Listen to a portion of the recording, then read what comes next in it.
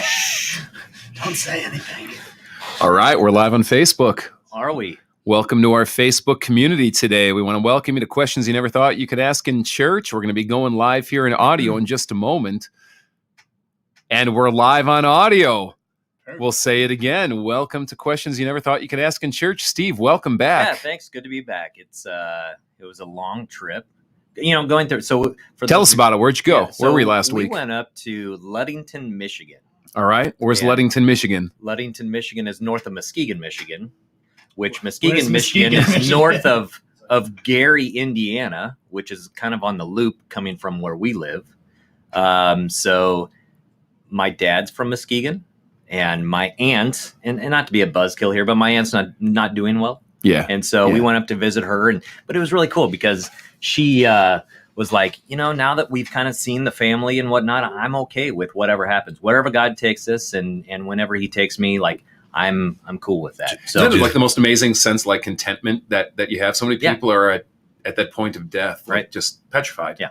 Scared. Yeah. Scared to death. To death, yeah. Yes. Yeah, and to be able to have that kind of just inner calm and inner peace about your future, your destiny, what you're leaving behind, as well as... If only we could live the rest of our lives like that. Yeah. Just at that peace of knowing, and we should, because it's like God's in control anyway.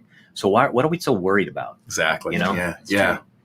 Well, welcome back. Yeah, thanks. Good to be back. Thanks for Mark for last week. Yeah, for shout out to Mark Chaffee, right? And I think we'll definitely have him in again. It was good to just kind of reconnect with him at church, even when he stopped in. And so kind of cool to hear some of his backstory and what he's been doing lately. And just a good connection. Good guy. Good guy. So happy to talk with him. But welcome to, again, questions you never thought you could ask in church. I'll read the description again, just because I love to read this. The scripted intro. Ask the tough questions about God, faith, the Bible, and life.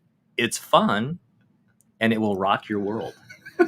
So get ready to be rocked, people. Get ready to be rocked. Anyway, do we have the song? Are we doing it? There it is. Yeah. Sing along. Questions. You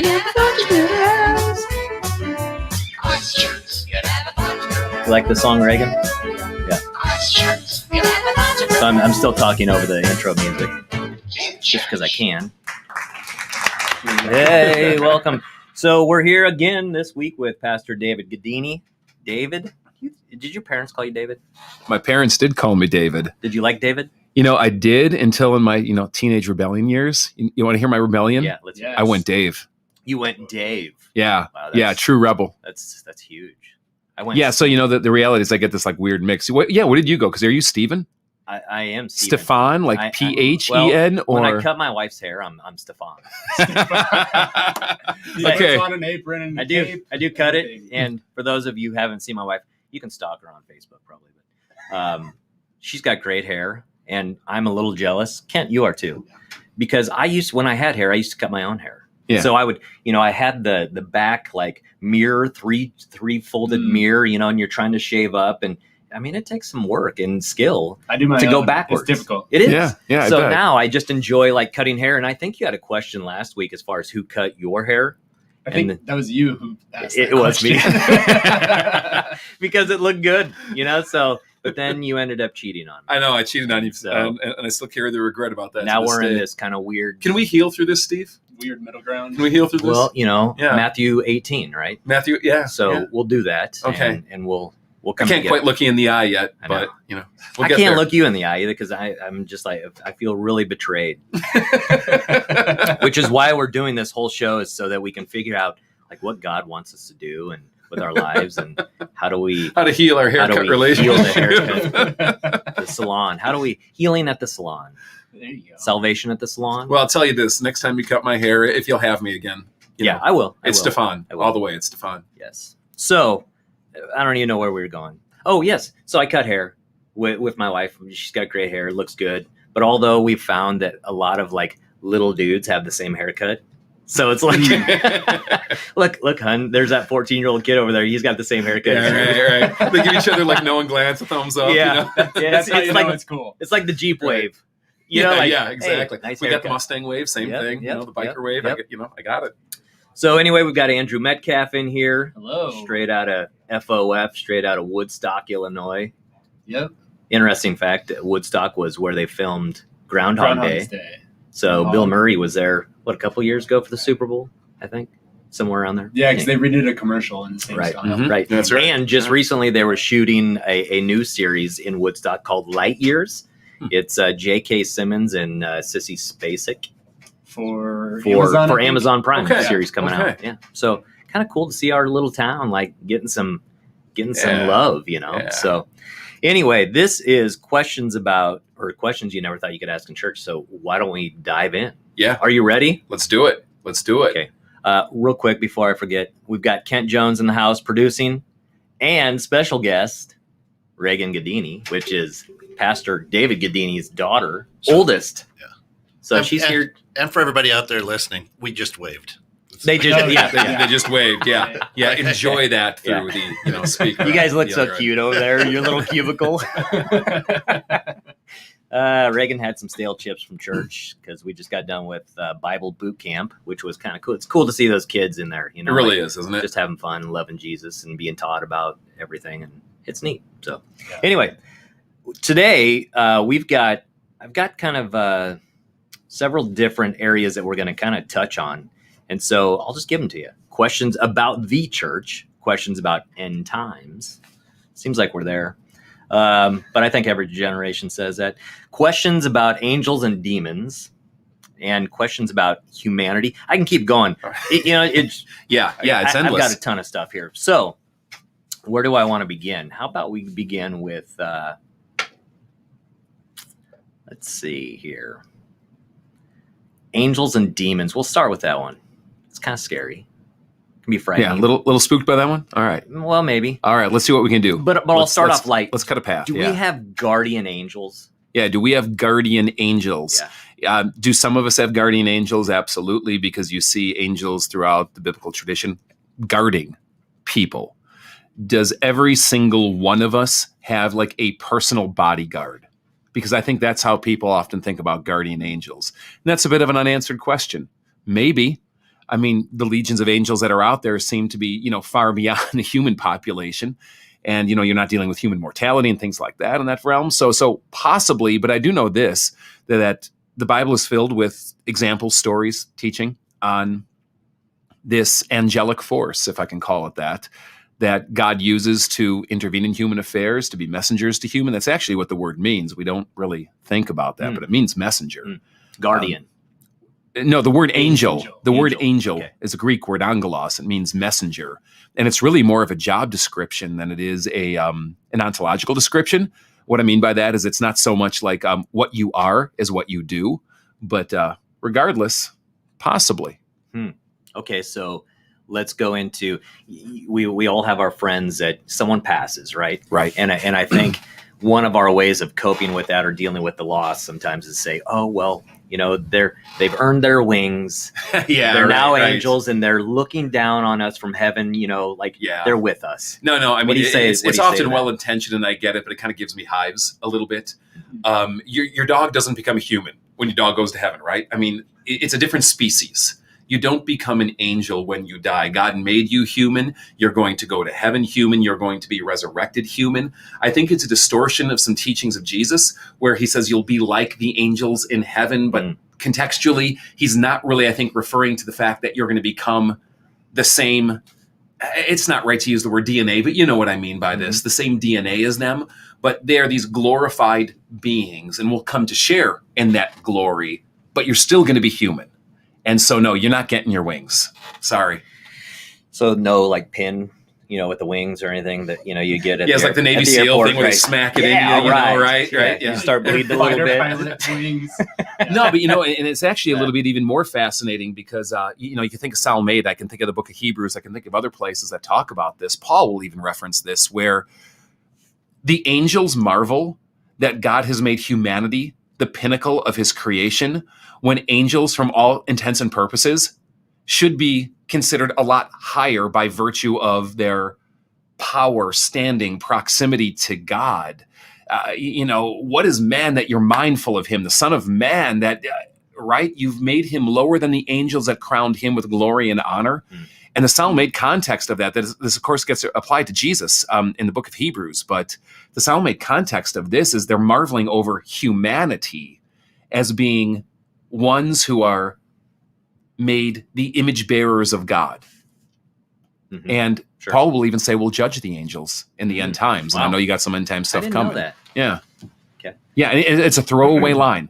It's so frustrating because he just kind of he just drops, he drops the beat on this and walks away. It's like one verse and you're like, what? It's drawing on this entire theology of Hmm. humanity Well, and angels are kind of angelology. outside of our constraints of time. It seems like our angels aging. It seems like they were created at an age, if you can even call it that. And I mean, Gabriel's still around, I'm guessing. You see Gabriel mentioned in the book of Daniel. Mhm. Let's say the book of Daniel's arguably taking place, or these events are taking place in the the 500s BC. Even if you go with the dating of Daniel as being apocalyptic literature written in the 2nd century BC, you get him popping on the scene again, appearing to like Luke, or not to Luke, but it's written about in Luke, appearing to Mary. And so he's kind of got a longer track record here than a typical mortal lifespan. Mhm. You certainly get the sense from the Bible that angels are immortal, as we tend to think about it. But yeah, I mean, do they age? They certainly have a beginning. Hmm.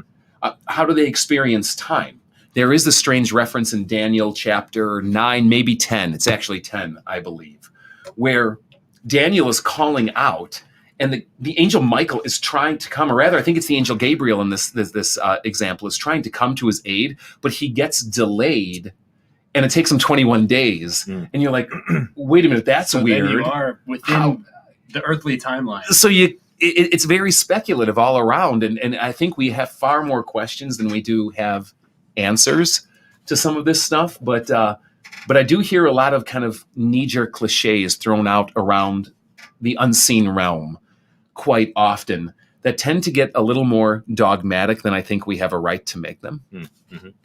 Does it ever reference in the Bible, scripture, anywhere, the number of angels that there actually are? Like, is there a finite number? No, You know, not or- by finite number. Or are they still being created? Again, strange thing to We think don't know. about, Yeah. isn't it? Yeah. The closest you get to numbers within the biblical text itself, and I say it that way because there's all kinds of what I would call fan fiction written about angels, and I mean in the intertestamental period, like in the Apocrypha, the Pseudepigrapha, things like that, and I'll go down that path if you want. But within the biblical witness, the closest you're getting is like, I think of the book of Revelation. Thousands upon thousands and 10,000 times 10,000, which I don't think are meant to give us a literal mathematical number, but just describing the legion upon legion, or the unending sea. I'm sure there is a finite number Right. to it, but it's God's angelic army. It's staggering to behold. It is. Whenever I get into this, it's like my mind can't fathom, and I'll try and go down a certain path, and then it's just like, again, I just stop because Yeah. I'll frustrate myself, Right. and then I don't even know where to go from there. So right. anyway, so with that in mind, another question here: who are the sons of God? Who are the sons of God? Well, depends who you're asking. Okay. The Bible gives more than one answer to that question. So, throughout the Old Testament, what we think of as the angelic host, whether angel or demons, by the way, whether good or bad, that created celestial sphere of beings, are often referred to as the sons of God. So let's put that there first. By extension, we'll be called sons of God. God adopts us into his family, and we become sons and daughters of God as well, if I can do it by extension that way. Israel, for example, in Exodus chapter 4, is called God's firstborn son, which is fascinating when you think about what John will write about Jesus, because there we see that Jesus is commonly in the Gospels called the Son of God, and John will go so far as to say his one and only, or only begotten son, if you know John 3:16. And so there are different answers to this question Just like I think we use the word son a little bit more broadly today than most people realize. I mean, certainly I have a biological son, but people will often have adopted children. And it's not uncommon for people to talk about someone as their son or their father, even if there's no biological or legal Paul. bearing on it, for example. Yeah, my son Timothy in the faith. Mhm. No biological connection, no adoption there, right? But a mentor and a master, so a mentor and a disciple, Right. if you will. Yeah. So different answers to that question. But one that I do think is often overlooked is the reference to the angelic host, Mhm. if we can put it that way. So it reminds me of a song by Citizens, and I'm waiting to see Andrew's reaction to this because I think I know what it's going to be. This song, "Kids of Grace." Oh no. He hates this song. Like, go look it up. It's by the band Citizens. Okay. And it's called "Kids of Grace." It's probably one of my favorite songs. Yeah. But for For some lyrics or for both. music? Okay, both. Love the music. Okay. Love the lyrics. Or do you just love the cover art of the band? That's just some clouds. Oh, okay. Yeah, it's kind of Okay. boring. It's kind of boring. Amir Feels Dim- kind of angely though, or like bad angely. I hate cloudy angels. Yeah. Don't you hate cloudy angels in the diapers? You know what I'm talking about? The big fat little babies in the diapers and the harps. like Cupid. Yeah. Yeah. And then you read like the biblical story of what an angel is, and it's like, how did you connect the dots from this Tiny to little this? fat baby. Wait, Yeah. that's not what heaven's going to be like. Just surrounded by babies floating on clouds. We're gonna have giant like fly swatters and trying to nail these little It's things. just a Huggies commercial. Yeah. So anyway, go look up "Kids of Grace" by Citizens because at Fellowship of Faith, Andrew, we will play it. So it's coming. It's coming. I'm okay with it. I'm okay with Okay. it. He'll hold his It's nose. not one of my favorites, but He's it's growing. a good song. He's a growing young man. I'm growing, yes. All right, so we got to get people to text in or like answer on Yeah, Facebook here Yeah. what they think about this song. Thumbs up or thumbs down on the song. Go find it on YouTube. Yeah. "Kids of Grace," or no, it's just called "Kids." Just called Kids. Just That's called even Kids. worse, Steve. Well, That's not making it better. It's a bad title. It It's a is, bad yeah. title. We'll Is it talk to spelled them. K-I-D-Z on top of it? Yeah, 'Cause- yeah. It's super cool and hip because they put a Z on it. So, because with all Christian music, we're about 10 years behind the cool factor. 10, man. Well, 30? depends on who you ask. Yeah, I suppose. If, We'll give the 10:30 window if on we're this, anywhere right? in Yeah. well, I shouldn't even go here. No, I won't. So I don't want to slam anyone. Anyway, Hey, by the way, we haven't given the text-in number today. how about We invite live text, and we'll get your texts anonymously. You could always do it on Facebook, and of course, we'll see your. I'll use an old CB term. We'll see your handle. your handle? There, Ooh, yeah, like that? Yeah, what is that? But if you do want to text us, it's 815-314-0363. Again, 815-314-0363. Any question on God, life, theology, the Bible, comparative religions, how it intersects with you, we'll do the best job we can to tackle these right here as transparently and straightforwardly and bluntly as we can. Yeah, and this is kind of cool. I didn't even realize this. Like, Kent, you're so up to date with the technology. Look at this. We got Ted Leigel. Is that how you pronounce it? Legal. Hey, everyone. All right, Hey, shout out to Ted. Yeah, glad you're listening here Welcome today, to the Ted. show. He says, Yeah. great show. I will be listening for sure. Great to have you. Doreen Peterson, little heart there. Oh, we love All right, Doreen. we I love you actually too, know Doreen. Doreen. Shout out to Doreen there. All right, that's it's cool. That's cool. a flashback, Doreen. We got to reconnect. Yeah. Tasha Johnson, welcome. Yeah. We'll keep going from there. Yeah, So yeah. text us, and then not only that, but go listen to that song. Maybe after this. Yeah, Well, no, yeah. you can do it. Maybe we'll take a break with Andrew. He can dance or tell some jokes or something. I have nothing prepared. Need a little stage. But or at something. some point, we do want your feedback on the Yes, song, and it yeah. will be very determinative between this, worship director, tech director kind of rift. I think they should decide whether we play it Whether at we church play it or or not. Yeah. Yeah. Just a yes or no. Because I love to go off of the masses. Doreen on Facebook says the video on kids is kind of creepy. Are you sure it's the right one, Doreen? Because I gotta go back and look at this Have now. you watched the video? I don't know that I have. It's going to ruin the song for you. Yeah, it may. It may. It may. Okay. A friend's daughter says she sees demons. How should Okay. someone approach that? Okay. Well, there you go. Yeah, that's it's a great question. I really appreciate you asking, and I appreciate it for a couple of reasons. One, it's a question that I think is more prevalent than people realize, but the people who experience this kind of thing often feel isolated and alone. And mad props to you for asking it. That's what the show is about, where you can take the things that you might be afraid to ask, might wonder what people think about you, and way to go on that. Yeah. So, I'm going to approach this a couple of ways. Some people refuse to acknowledge any sense of an alternate plane of existence. And so anything that we would call supernatural is kind of dismissed out of hand as being, fantasy, delusion, psychosis, hallucination, imagination, or any other number of things, or maybe just naivety and lack of sophistication. Some of the wisest people throughout history have felt some of the deepest interactions with the supernatural realm. And so I don't dismiss these kinds of things. At the same time, there's another extreme where people are ready to see a demon behind every bush, and attribute anything to an angel or a demon. And so I think there's a more nuanced way to approach it. I would have very open conversations with your daughter, and I don't know her age, and that might factor it too. But I would have very open conversations.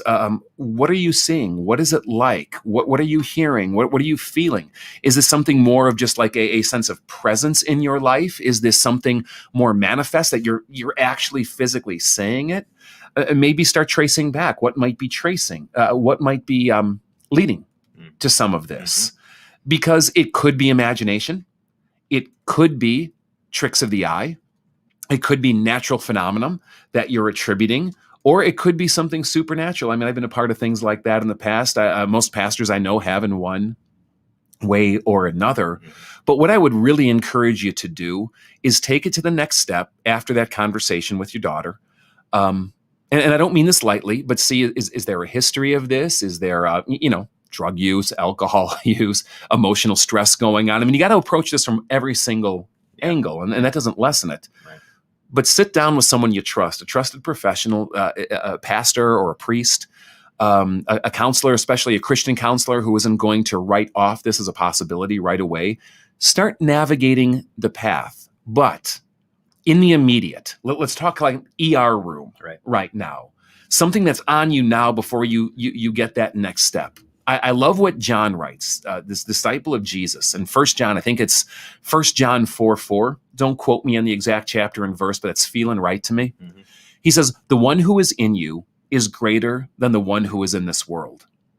And to me, that's one of the strongest assurances to any kind of spiritual warfare that we might ever face, that the Holy Spirit is stronger than any other spirit. And if the Holy Spirit is in you, it doesn't mean that you can't be tormented and tempted by these spiritual forces as they might be, but they cannot overcome you, and lean into that. And if you don't know where you're at with God, that's the place you need to start.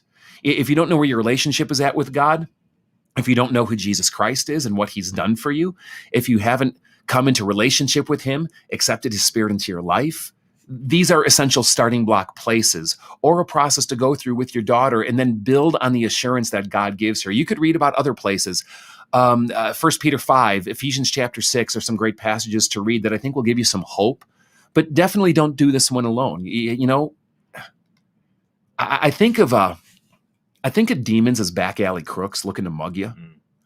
And, if you get mugged, go to the police, right? If you're being threatened by the bully at school, get help.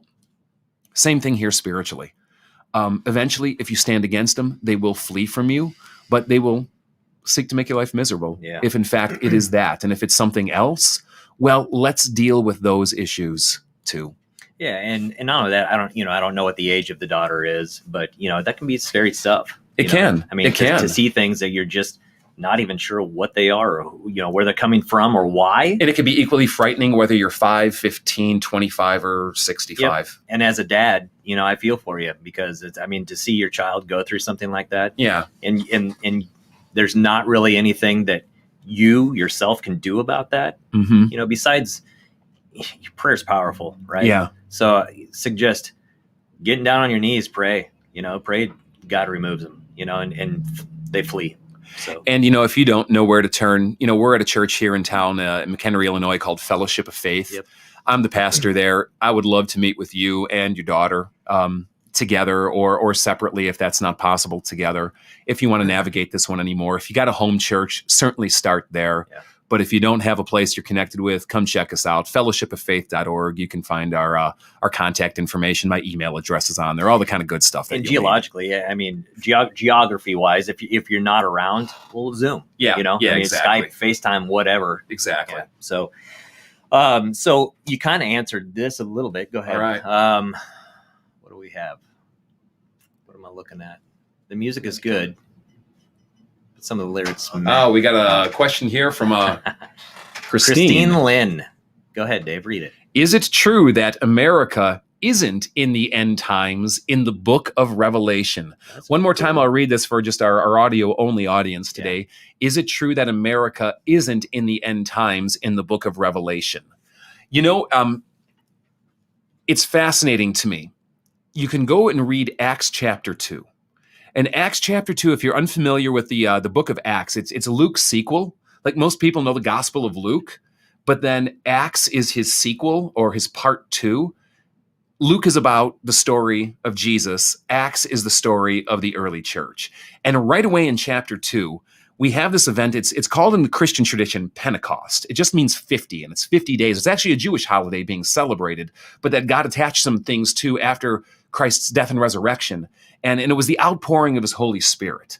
And it was manifest through these like incredible signs of like, you know, wind coming down from heaven and violent sounds and tongues of fire appearing on people's heads and people starting to speak in the languages of the people who were gathered for this Jewish festival. And everyone was hearing them in their own language. And people are trying to make sense of this. Mm-hmm. And some are going, oh my gosh, what is God doing? And others are going, oh, these guys got to be drunk. And what happens is the Apostle Peter gets up in the middle of it and goes, these guys aren't drunk as you might suppose. It's only 9 o'clock in the morning, which I've always found interesting because I've known a lot of people that hasn't stopped. Yeah, right. But anyways, that's how he enters into this. And he starts interpreting the event, and go and read it for yourself. It's Acts 2, maybe read the whole chapter, but you can pick up around verse 14, 17, something like that. And he says, no, this is done to fulfill what was spoken of through the prophet Joel. And then he talks about how this is the last days. So according to not only Joel, but also Peter, we are in the last days. And we've been in the last days since 30 AD.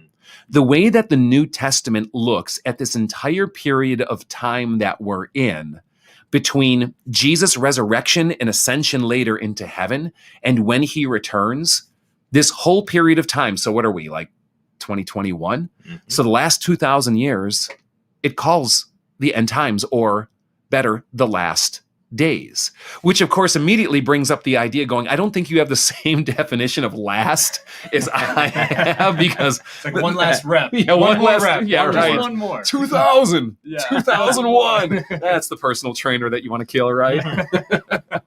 Mike. But that's how Jesus and his apostles want us to think, that we are always in the very end, that Christ can come at any given moment.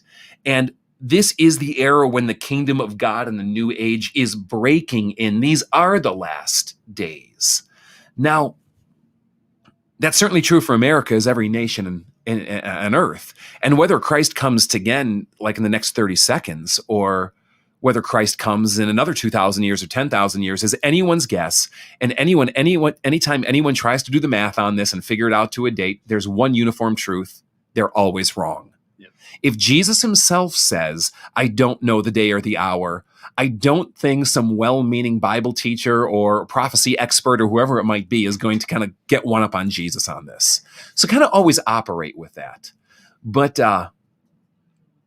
I'll throw one more log on the fire, and it's with the book of Revelation. Okay. And I'm just going to kind of put it out there. We'll let it hang and move on, or you can push me further. Don't think of the book of Revelation primarily as a record of what's to happen in our future. Think of it more as a very symbolic picture, story, if you will, of what the Christians were experiencing around 96 AD. When it was arguably written. Why do you say 96 AD? Because that's probably when it was written. Okay. Just wanted to verify. Didn't know if there's anything else there of significance. So No one knows when a lot of these books of the Bible were actually written to the like day or year. Right. But people who study this stuff can give very educated guesses on it. And we see that it's written by John, who most attribute to be the same John as the gospel writer John, though arguably there is some divergence of opinion on that. It's written in a time that seems to be later on in his life when he's in exile. And if you look at the things that the book of Revelation alludes to, it seems to fit in with the reign of the Roman Emperor Domitian and the persecution that was breaking out at that time. Some have said Nero, which would push it earlier to about the 60s, but the prevailing scholarly consensus today is more 90s, and 96 has, I won't get into the nitty gritty of maybe why that year over 92, but 90s. We'll just go with the 90s. Yeah. Okay, good. So Chris says, Doreen says, who sings it? It's Citizens, a band called Citizens. Going back to the song now. we're not breaking loose of this. No, we're not. Chris says, great. The music is good, but some of the lyrics, meh. Okay, Chris, I'm going to challenge you on that because I can almost guarantee what lyric you're talking about. In the song, it says, even when we are so bad. And when we think about bad, we think about like, well, who's bad? Who do you ever call? My mind immediately goes to Michael Jackson. I'm sorry. Kent has given a thumbs up on that one, right? I did not go We're there. showing our age, man. I think of like little kids, right? They get into trouble. You're bad, right? Even when we are so bad. Well, there's probably different words for the word for bad. So I'm going to say that that's Chris's hang up with the lyrics is the word bad in there. So let us know, Chris. Let me know, Chris. You can tell me now or later. It doesn't matter. 15. Ted's daughter is 15. Okay. Okay. Good. Going back to with Ted, actually, with Ted Legal. The one of the questions was, can Christians be demon possessed? This word possession has so much misconception and false baggage around it. Explain possession. I need to give this a little bit of time. And then after going through that, I'll go to the specific question that maybe Ted's daughter is facing, where you're seeing this, or you're feeling haunted by them or tormented by them or whatever it might be. It's fascinating that if you look, the New Testament is written in Greek. Let's put that out there to start. And when the Gospels, which talk more than anything in the Bible about the interface or interaction of people with the demon world, if I can put it that way, it uses the term in Greek that I think is more apt than demon-possessed. It uses this term, demonized. And I prefer it. I think there's a slightly different I think there's actually a very big nuance of difference. And when most people think of demon possession, I think their mind goes back to arguably The Exorcist. Even if you were born 3 decades after The Exorcist, it's kind of the seminal piece that's really kind of defined the genre of every other kind of occult movie that's come out since then, or maybe The Exorcism of Emily Rose, or something like that, or even later. But you get the picture of people talking in strange voices and heads going around 360 and projectile vomiting and almost that you're being controlled, that you've become like a puppet on the marionette strings of a demon who is doing things through you. And there's a lot of people I've talked to who are very smart, rational, sober-minded people. Even a buddy of mine in ministry reached out to me about 3 weeks ago about an exorcism he was taking place. And you see things that can certainly suggest that at times. But let's go more often, okay? More often, I think it's being tormented. And a Christian can certainly be tormented by a spiritual force. All of us have faced temptation. Sure. Jesus himself went 40 rounds, or 3 rounds over 40 days in the desert with the devil, being tempted and tormented. So I think whether you're a Christian or not, certainly you can be attacked, tempted, tormented, demonized, if you will. But that's very different than possession. And let me clear up a misconception about possession right now. We in the States, in the Western world, particularly, in 21st century America, we think of ourselves as autonomous, free beings. And this is not the biblical view of humanity. The biblical view of humanity is that we are all slaves of something. And we are either slaves to sin or we are slaves to righteousness. You can read Romans 6 on this and following to get more if you'd like on your own. But we either belong to the darkness, the kingdom of darkness, or the kingdom of light. We are owned. But just because you're owned doesn't mean you're controlled. And the metaphor of ownership is playing off of the slave imagery of the first century Greco-Roman world. The Greco-Roman world, there were many people that were slaves. In fact, it's been estimated that 1/3 of the population of Rome or the Roman world were slaves. And it wasn't like what we think of as chattel slavery often in the 19th century Americas, where it was specifically racially based.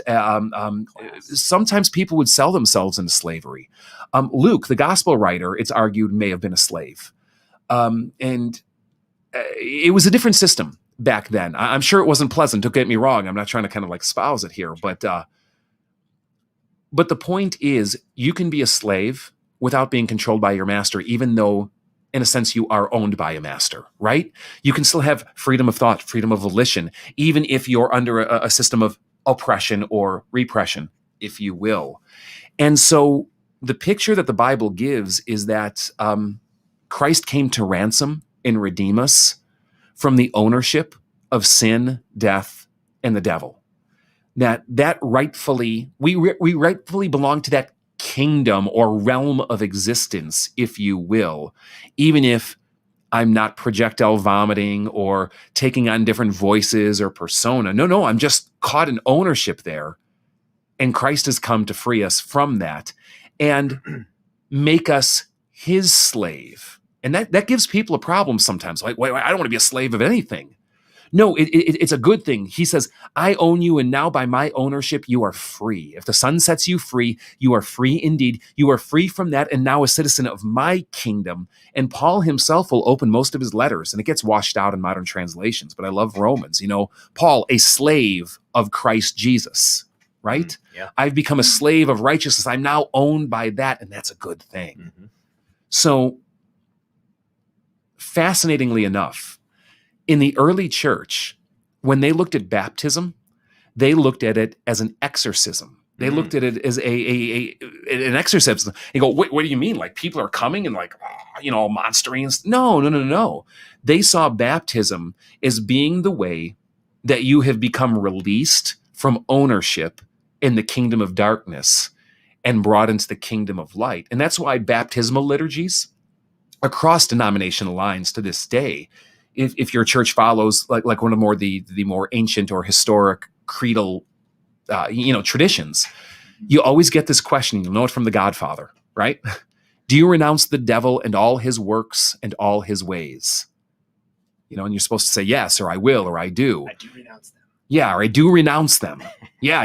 That's coming straight out of Lutheran liturgy, and it's the same in Catholicism and other Reformed branches, Anglicanism and things like that as well. Because what you're doing is you're renouncing that ownership and claim of that ownership. You're renouncing the devil. We never think of it that way. It's true. And then it goes on. Do you believe in God the Father Almighty? Do you believe in Jesus Christ, his only Son? But they put a lot more stock in that back then than I think we do today. Yeah. And there's something good to remember that. Yeah, absolutely. I have one here that came in from text that's completely changing what we're discussing. Okay. So I think that might be a chance for it. Can I wait on that real quick? Yeah. Because this one follows. It's, can Satan read our minds? Yeah, there's a lot of people, who knows, right? Who knows? And I think that we tend to think he can, because sometimes it seems like the temptations of the devil are far more intimate and far more internal than we even hear God talk at times. Sometimes I think it's easy to feel closer to the devil than Satan, not because we like him, but because we just battle with that. But I think it's a mistake to automatically assume that he can. And it's certainly a mistake to think that the devil is omniscient, that somehow he's always with you, always in there, always spinning. And sometimes I think we are too quick to blame the devil over our own corrupt human fallen nature. And sometimes I think the things that we battle with are far more due to our fallen sinful nature. And the thoughts that we have, as deplorable and evil as they are, I think we're afraid that can come out of us but I think more often they do than we realize. The devil made me do it. Yeah. Yeah, right. Yeah, right. Where Jesus would say, no, it's out of the uncleanness of a human heart that comes every kinds of sin, and he lists it. You could read Mark 7. Sure. I would answer that question. No, that's Google, Alexa, and Siri. They're always Yeah. with you. Yeah, right. They're always listening. They always The know voice. too. It always pops up on my phone. Like, how do Yeah. you know that? But if he's cunning, as Google, Alexa, and Siri are, Tools. if he's been, far maybe ahead of us, like a good con man can read your mind, Yeah. Yeah, perceptive, Yeah. cunning, attentive, intuitive. Yeah. Okay. Yeah, great question. Andrew? All right, Andrew, what do we So got? this one came in through the text number, which again is 815-314-0363. What secular books or movies do you see Christian symbolism in? Oh my gosh, it just The list. where do you start? Yeah. I mean, one of the reasons I love movies, films so much is, especially fantasy and sci-fi, is it's positively sacramental to me, even from authors who are not intending it.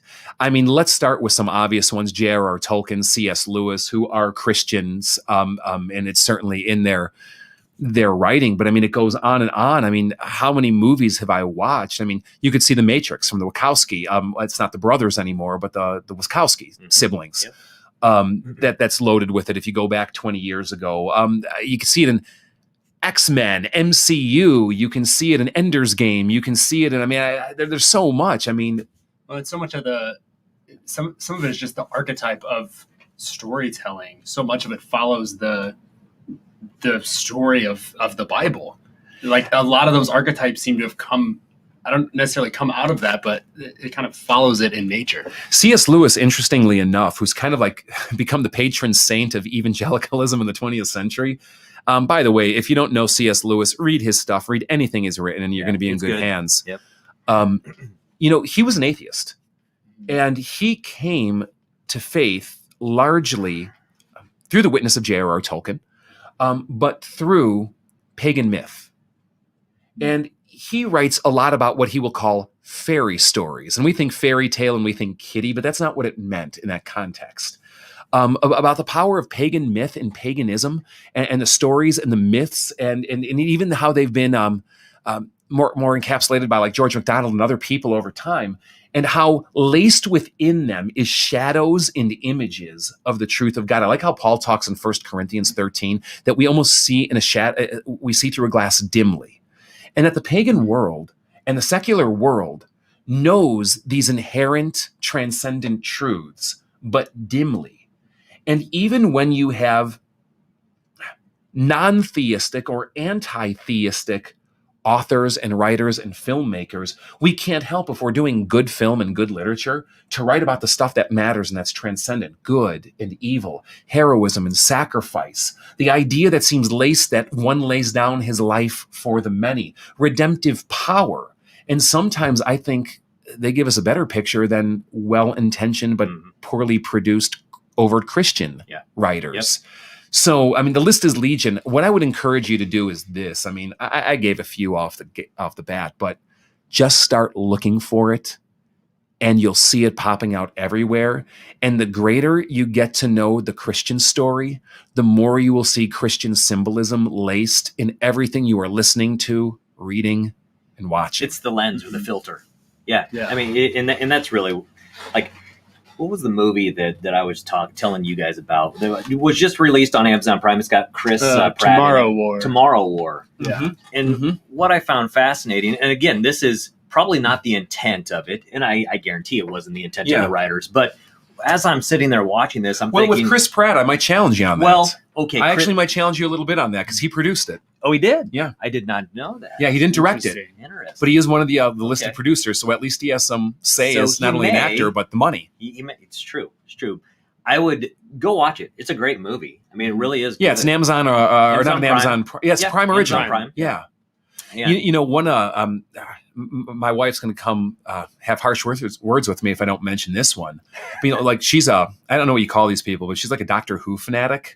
Like, is there a term for that? Like if you're a A Whoian? A Whoian? Yeah, let us know if you're a Doctor Who It's such a fanatic great out there. thing that Reagan is here today. Yes. Thank you, Reagan. But she is a Whoian or whatever the correct terminology is. But I'll sit down and watch it with her sometimes. It's replete. The amount of Christian symbolism that just pours out of it, and for her, it's a lens to Jesus in so many ways. Tina says You get me going on this, and I got to keep I know. spiraling on You it. are. a Whovian. Oh, it's a Whovian. Whovian. I'm getting a Whovian. Whovian. Okay, shout out to Tina. Thank you for sharing online. Thanks, Tina. How about Shawshank Redemption? Fantastic. Yeah. Again. Super. Oh. And the symbolism there. And even as Shawshank tends to challenge the institutional church and church hypocrisy, Which, why not? why not? Nonetheless, and it might even have an anti-Christian bend by intention, Could be. but the transcendent ideas Yeah. betray even its own Yep. possible intention in Yep. writing. Yeah. Braveheart. You go Yeah. back. That's when this Great kind of movie. popped in mind. The Star Wars trilogy Mm. is filled with it. And I don't acknowledge the other ones, by the way, so I still call it the Star Wars trilogy. This is There's a lot more Kent new and I- ones than old Kent and I are ones. going to go fight outside. I'm Yeah. sure after I Yeah, say this right, because right. I've only seen Return of the Jedi, and I couldn't do any more after that. I can't And stand you know, it. you guys, I got to encourage you. Got to pray for Steve in this because Steve just doesn't have taste when it comes to movies and TV and like we got to get into these things and like the guy still hasn't seen Mean Girls or Pitch Perfect. No, I can't. will I don't not- even understand. I will Oh, not man. subject myself nor waste my time. With I a, don't even understand, with a Steve. comment like that, I feel that you've been demonized. Yeah, Steve's No. clearly demonized. Uh, Pray for Steve. I'm saving those for eternity when I actually have endless time. Mm. So I'm not wasting my time here on Earth. I went at midnight. I've seen the crap you've given me, Steve, to watch. I mean, I'm sorry, man. Okay, well, this is the end of our show. Just mute Dave's mic. We're done. Oh, look at that. Also, love you, Dave. Oh, Love you my too, sweetie. goodness, the cheese. This is not a cheesy show. Shouldn't be. Anyway, now my wife better do that too. Okay. Matrix reminds me of you. Recalling you dressed for the opening of the movie. Did I even read that right? Yeah. I you think she's talking you about- stumbled through it a little bit. Is she talking about you, Dave? Do you remember back in the? You wouldn't remember Steve because you don't like good things. But And I probably wasn't alive. So. yeah, and Andrew, you weren't alive. So Kent, I mean, do you remember back in the '90s when like the midnight premieres of shows first came out? Like the movie studios realized that like all the like the geeks and the fanboys would come out at midnight, and this whole Waited thing line all developed. day. Like we're going back to the Star Wars re-releases.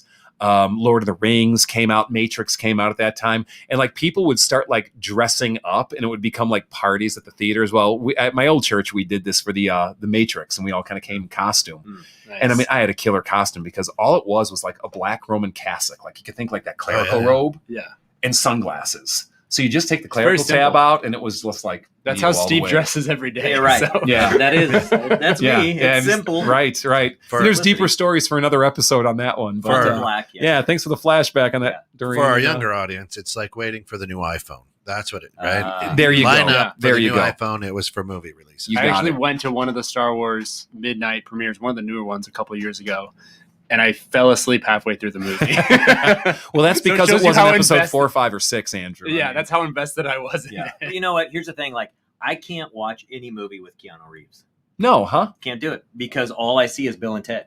So it's really like Bill and Ted are in the Matrix. Okay. So Okay. and just he's pulls the you out same of it. character. Like, I mean, he anyway. Again, Again, good Steve guy. I'm sure he's has little great, taste. So but yeah. it's the Matrix. I'm sure you could have done a great job in that. They should have cast you. Thank you, Steve. No problem. Yeah. So going back to kids because Kids of Grace. Yeah. Wait a minute here. Yeah. Okay. So I'll leave it. So Chris says, no, it's the kids thing. I'm too old to be a kid. Chris, childlike faith. I think sometimes, and this is, I'm probably going into this way too deep, but at the same time, I'm going to because Well, you got turf here to I'm- defend, apparently. I so do, and Yeah. I love the song because it is that childlike faith, and I think sometimes we think we're too mature. Oh well, I can't do that, because I'm too old or whatever. And it's like, no, remember your childlike faith. I think God wants us to remember the childlike faith because that's where it was all like exciting and new, and sometimes we grasp at those because maybe our faith has become kind of old news to us, and it's just a habit at this point, going to church, singing the songs, listening to a preacher go on and on. Well, we and on. lose wonder and awe. Yeah, I know. I'm cutting that one off right away. Come on, wrap it up. Land the plane. What's the application? Let's get out of here. Well, and I think I've seen that like played out in front of me this week. Our church is doing Bible boot camp, which some churches call VBS, but we do. I'm not going to say kind of better. We do it differently. It's on steroids. Yeah, exactly. Yeah. But I mean, we have 100 kids at the church, and I'm running tech for it. Singing, doing all the dance moves, doing shouting and chanting and boot camp drill calls and things. And it's like that's the kid-like faith, the excitement, And they love it. Yes. They Love come in it to excited. learn. And they're and- unashamed about it. Yes. Which is what I love about it, because it's like, what if congregations that were in church, right? I mean, they're a worshiping body. I mean, there's no better place to be for that time and place and the purpose of it, right? Like, here's our God who created us, everything about it, like forgave us, died for us, rose again, created a heaven, going to create a new heaven and earth for us. Like, and we can barely get the energy together to go to clap or to say amen or whatever. But these kids, it's like the energy that they have and the excitement because of, wow, they just realized who God actually is. And that's what I mean about the childlike faith. And I want to circle back on that Revelation question from earlier and take it a different direction. One of the things that Revelation pictures in 4 and 5, where I gave that thousands upon thousands and 10,000 times 10,000 reference to the angels, is it's the people of God, and the angels are sons of God, if you will, gathered in the throne room of heaven. And it seems to be like a 24/7 like worship party going on. Right. Yeah. And a lot of people have read that and secretly kind of go, oh my gosh, I can barely tolerate like an hour at church. Sounds exhausting. That sounds exhausting or boring or Yeah. horrible or Yeah. just drab. That's all we do.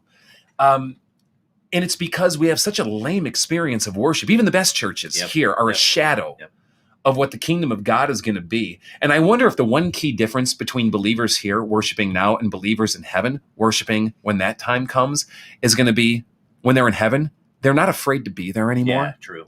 The inhibition that just exists among the average person in a church that just want, and I see it and I hear it. They want to express. Yep.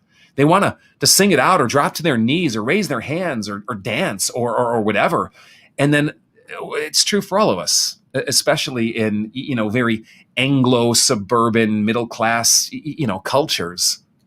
You're afraid of looking stupid. You're afraid of judgment. You're afraid of being, I don't know. I even get nervous for other people.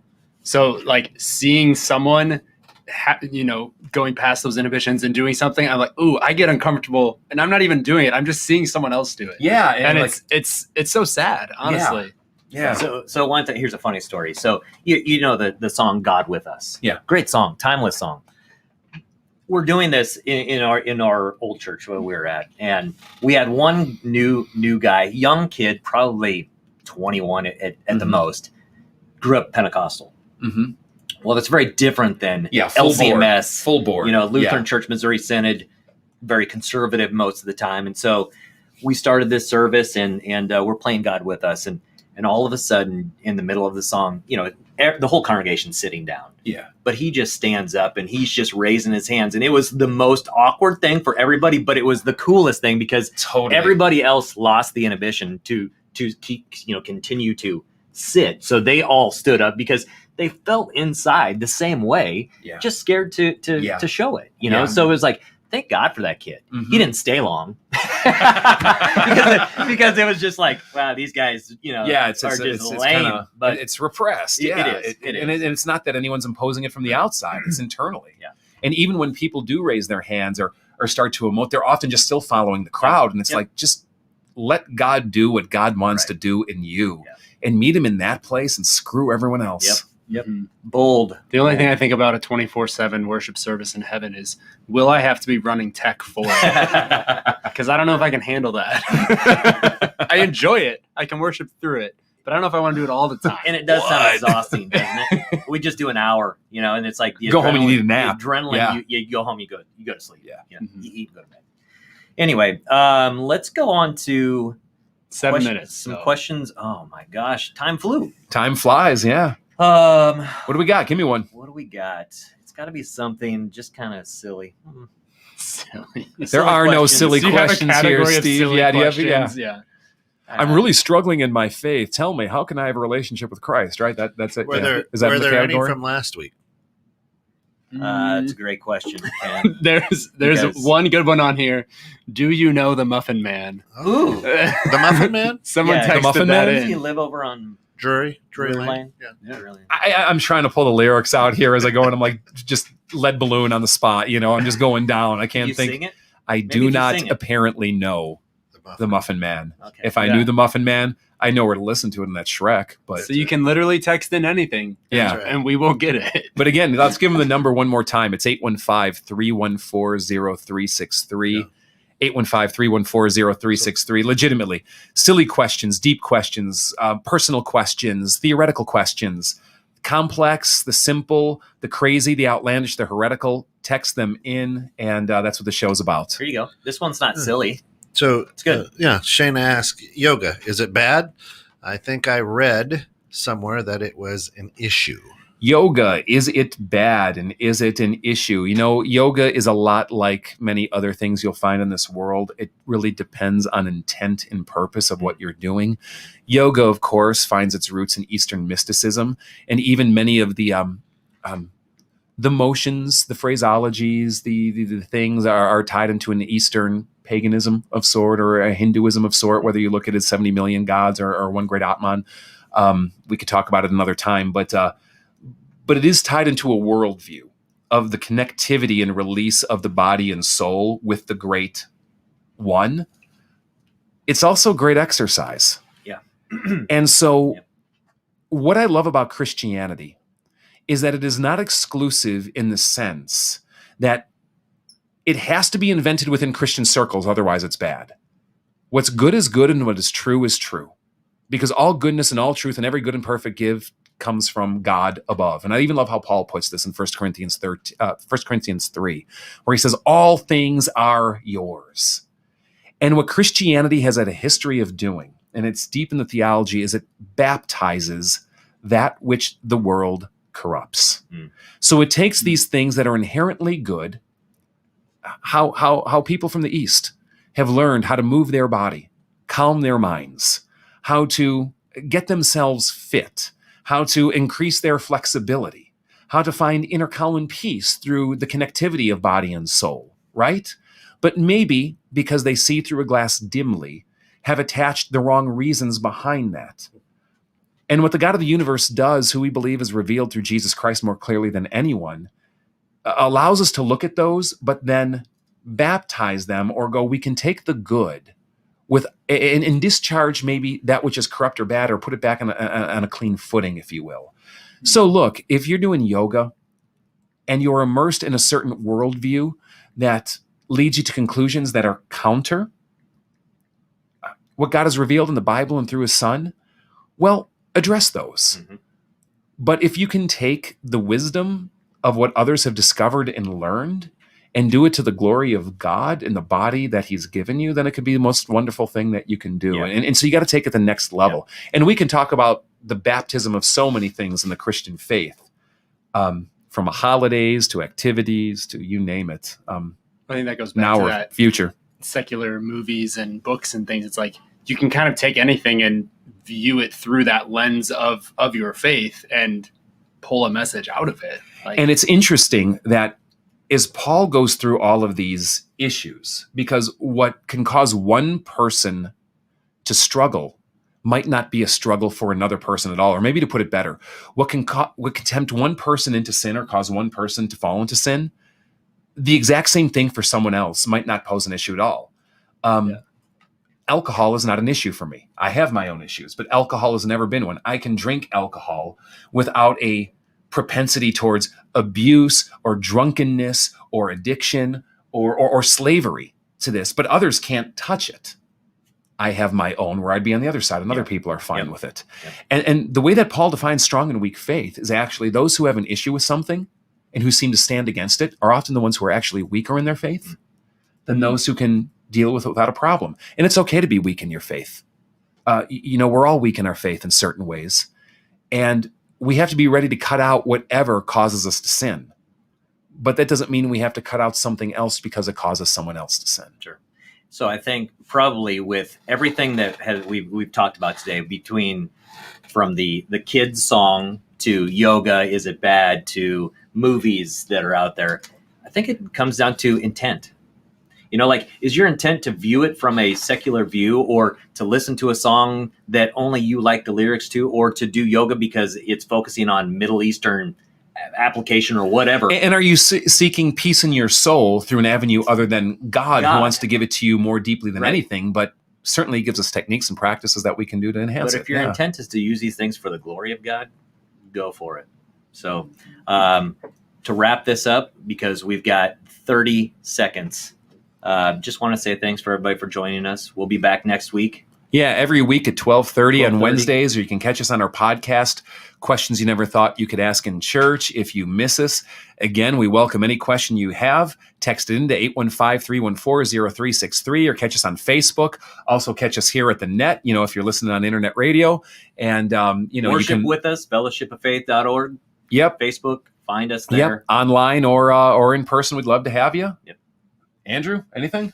No, we'll see you next week. All right. Should we hit it? Yeah. Let's get the music.